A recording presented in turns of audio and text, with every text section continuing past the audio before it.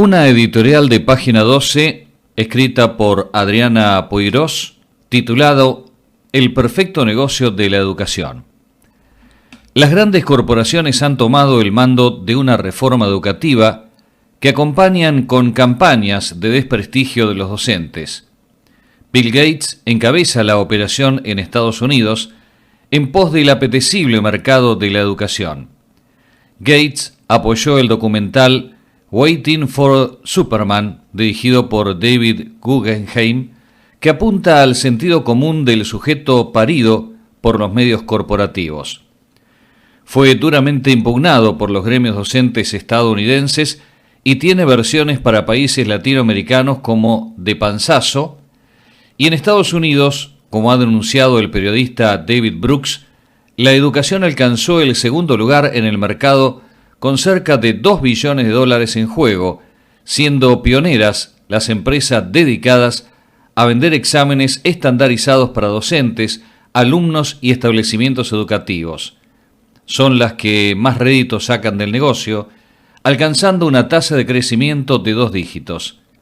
Rápidos para los negocios, el magnate Rupert Murdoch y bancos como Goldman Sachs y JP Morgan Chase han incrementado poderosos fondos de inversión en educación.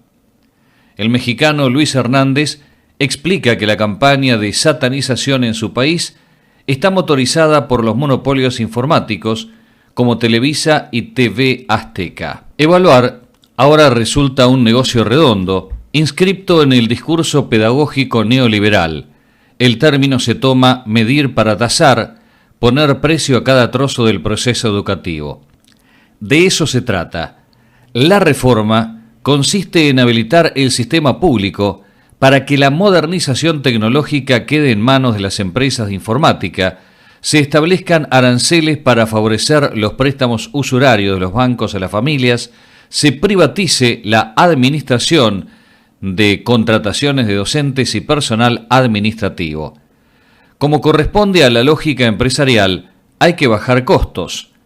Dado que el rubro salarial docente es más del 80% del presupuesto educativo, hay que eliminar docentes. Pero la mayor parte de la sociedad todavía sabe que la educación requiere de la maestra o maestro. Los alumnos se alegran cuando un humano los atiende en persona, y no solamente por Skype, y la educación sigue siendo un vínculo social, aunque algunos seres poderosos se esconden detrás de los robots y de los paquetes de contenidos que venden en el mercado.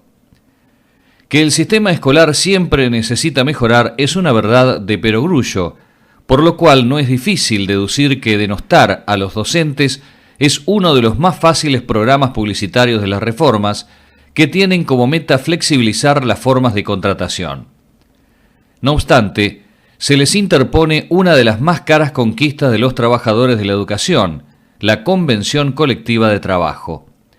Nuestros trabajadores, entre ellos los docentes, tienen esa conciencia de clase que pudo palparse en la multitudinaria manifestación del pasado 29 de abril y en el encomiable esfuerzo que están realizando en pos de la unidad de las centrales gremiales. Hay la resistencia en varios países, como en México, donde los docentes están en pie de lucha, y en Chile, donde no ceden las demandas masivas por la estatización y gratuidad de la enseñanza. Frente a esos obstáculos, los técnicos de las corporaciones desarrollaron un discurso que justifica poner precio a los educadores y hacerlos competir en el mercado. La historiadora de la educación Diane Ravitch, quien ocupó importantes cargos en el área durante los gobiernos de George H. W. Bush y Bill Clinton, renunció en el 2010 a sus lugares públicos, denunciando el carácter destructivo de la evaluación que se aplica. En su bestseller La muerte y la vida del gran sistema escolar estadounidense, Cómo evaluar y socavar la educación, Ravitch criticó los usos punitivos del accountability para echar a educadores y cerrar escuelas. La autora relaciona fuertemente el sostenimiento de la educación pública con el derecho de los docentes a la negociación colectiva. En cambio, el principal argumento, falaz, que usa la campaña es que los maestros y profesores no quieren que se los evalúe porque no saben nada. Son burócratas que aprovechan los puestos estatales para trabajar lo menos posible. Ninguno de los tres argumentos contiene verdad. Los gremios han expresado repetidamente que no rechazan la evaluación que integre el proceso de enseñar-aprender, sino su uso para justificar los despidos, la estratificación del sector, la baja de los salarios y la entrega de las contrataciones a las leyes del mercado.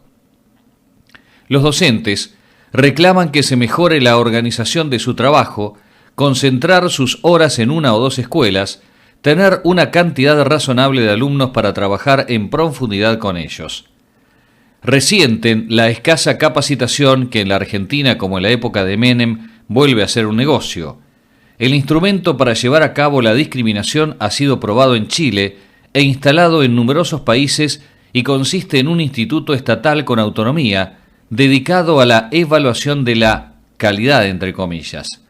Esa es la palabra que esconde el secreto.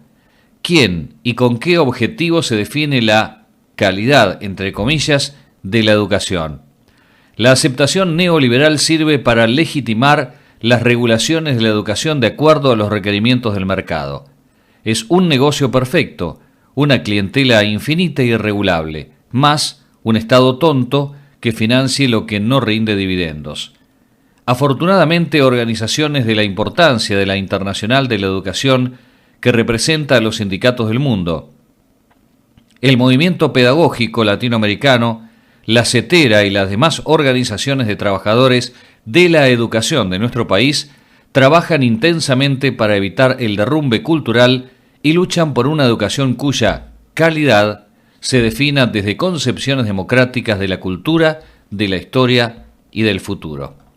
Adriana Puigros, pedagoga, exdiputada nacional por el Frente para la Victoria, tituló su trabajo El perfecto negocio de la educación.